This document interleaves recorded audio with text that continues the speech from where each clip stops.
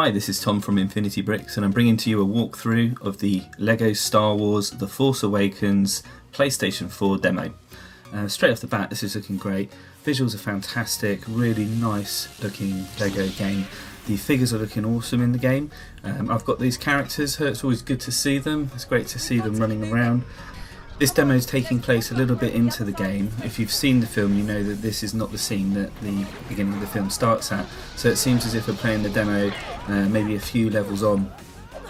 So there's a lot more action. It seems that this demo was picked particularly because it's demonstrating a variety of different ways that we can play. In this demo you play as Finn, Rey and BB-8. The differences between Finn and Rey is that Rey has her stick that she uses for combat and Finn uses the blaster. They both have the ability to build, and BB-8 has some extra abilities as well. I've played a few of the new LEGO games. I've dabbled with LEGO Dimensions, I've played the LEGO Superheroes, Marvel games, DC games. I've actually got the original LEGO Star Wars game on the Xbox 360, which I do bring out every now and then. So I was interested to see how this game compared. So straight off the bat you start here in Jakku, and what I like about this game is you can play as both Finn and Rey, but you also play as BB-8, which is really awesome. Now, one of the things that I noticed straight away in the game is how you build. You have options. You can choose to build different things, smash them apart and rebuild those parts into other things as well.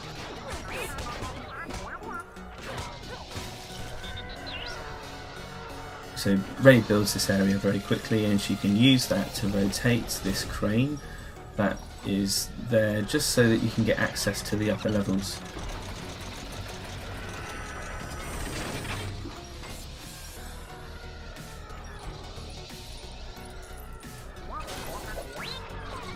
Way in up here, but it's blocked. Need a hand.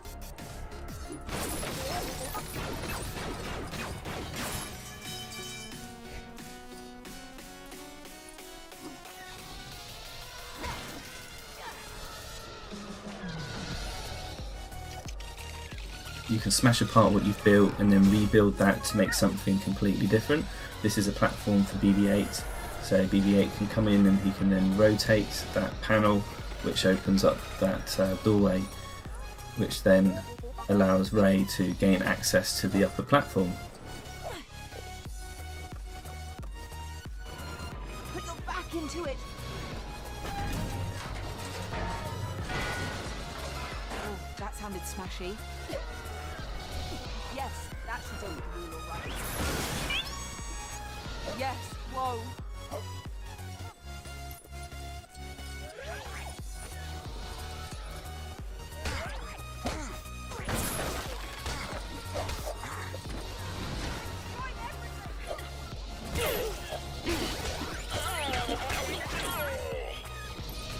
Many of the things that you're familiar with in the LEGO games have stayed the same.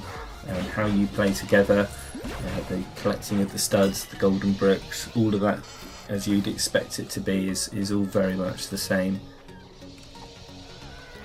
And it's interesting actually if you look back at the original LEGO Star Wars game and you see that there is so much that has stayed that they haven't got rid of.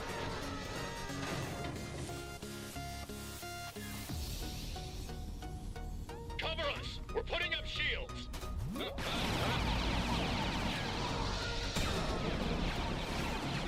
There's no way around. We're gonna have to take them out. They're dropping off more stormtroopers. There's a bit of a switch mentally where you have to kind of turn on when you go from the normal LEGO mode into the third person shooting mode. I found the cover mechanic a little bit complex to start with, and that isn't because it's hard, because actually it's completely the opposite. The moment you target the enemy or you look over, you're fixed on them and all you have to do is push the button to shoot.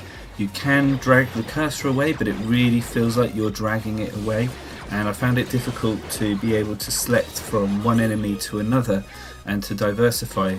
There's probably an option in the options menu to turn auto lock on or off, but I just played it as the demo's been released and I just found that a little bit cumbersome. once you start to get into the flow of it, it's fairly simple. It's very easy. It's kind of point and shoot effectively. You look over the sort of barrier and you're automatically targeting the enemy. You shoot that one, it automatically then targets the next one, and so on.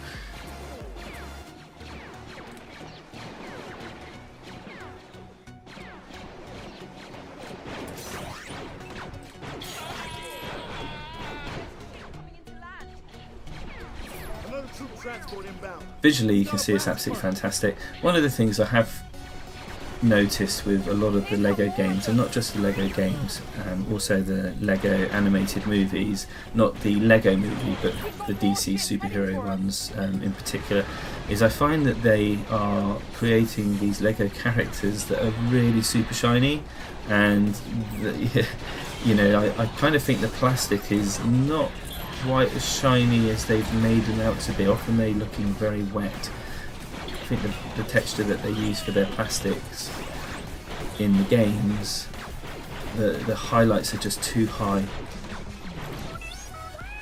I think they need to sort of soften that down a little bit just to make it look more realistic to the actual Lego figures. I mean, that's such a minor thing, but you can see on Finn's head it's really, really shiny. It looks like he's using oil on his hair, which obviously he's not. The other thing I've noticed is the actual Lego models themselves look great. They actually do look like the models that are the sets that you can buy today in the shops.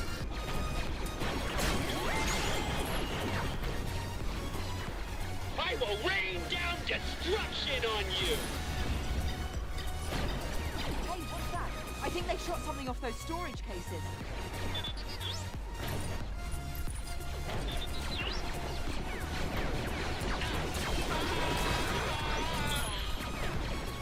The dialogue in the game is great. I believe that the actors recorded specific lines just for this game, and the iconic theme tune is just incredible. Can you sabotage it from your side, people?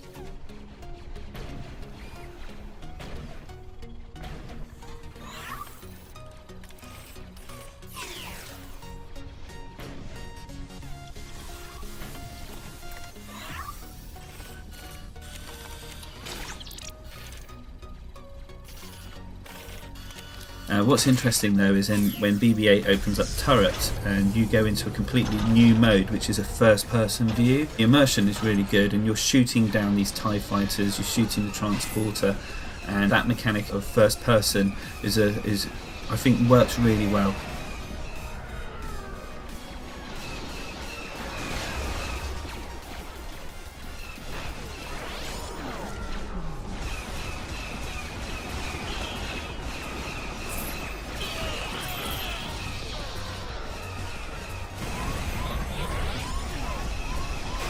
In the other Star Wars game there was a lot of humour, and it seems as if they're carrying on that tradition.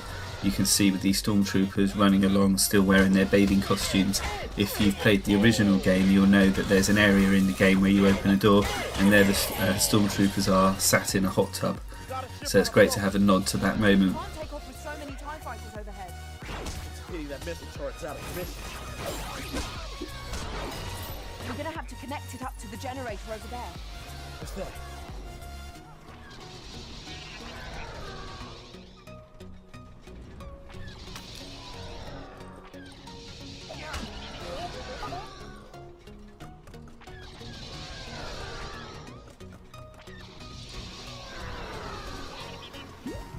So this is the scene in the movie where the Millennium Falcon is parked up on the side. They can't get access, so they have to do a few things first.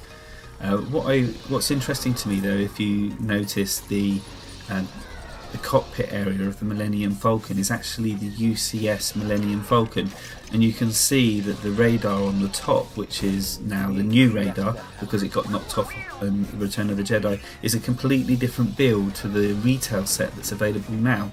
I wonder, and I hope, that we're going to get another UCS Millennium Falcon. If you were lucky enough to get one of the other ones, they are now they skyrocketed in price and they're completely out of reach for most people. The majority of people can't afford to get one because they are so collectible and so rare. It'd be great if LEGO decided to re-release the UCS Millennium Falcon, and this time it to be based on The Force Awakens. It would be a bit disappointing in a way, because in some ways you probably only get the Force Awakens figures with the set rather than the original trilogy.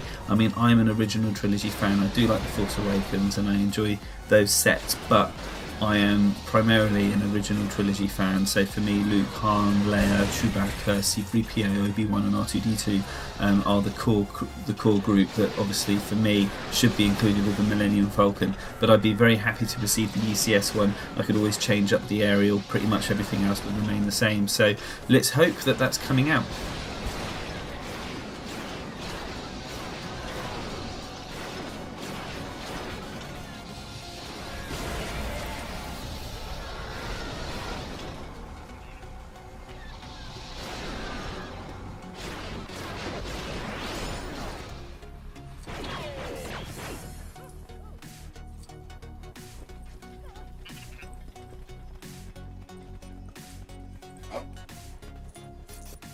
When you switch to flight mode for the Millennium Falcon, it actually changes from a UCS set to a retail set, so you can see the cockpit completely changes. I do like the angle of the flight mode.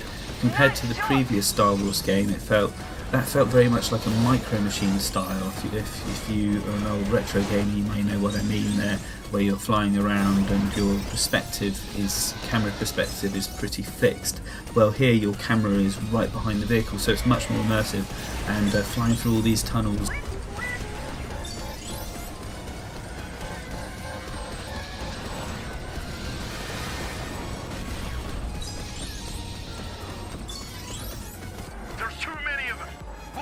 So you go into this open area now where you have to shoot down the TIE fighters, they're coming in from different directions, and so you're free to sort of fly around. You can sort of do a loop where you flip over and start heading off in the other direction. I think they sent the entire fleet after us. They come from behind you and you get this warning to indicate they're on your tail, so you can just pull a move where you just turn in, where you flip up and turn in the opposite direction, or do a loop-a-loop. You need to take out some of these TIE fighters in order to sort of complete this demo.